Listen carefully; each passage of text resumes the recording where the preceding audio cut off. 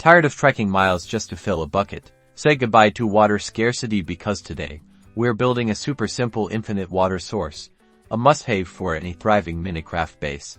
This reliable water supply is your key to easy farming, efficient building, and consistent potion making. Let's dive in.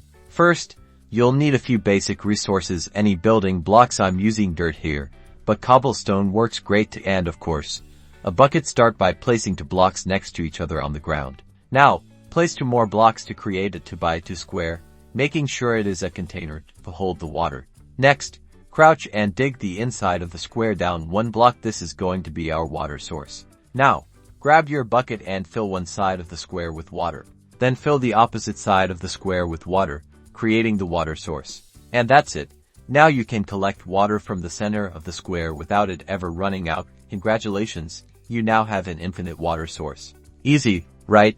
Now you can get back to building and creating in your Minecraft world. Don't forget to like and subscribe for more Minecraft tips and tricks.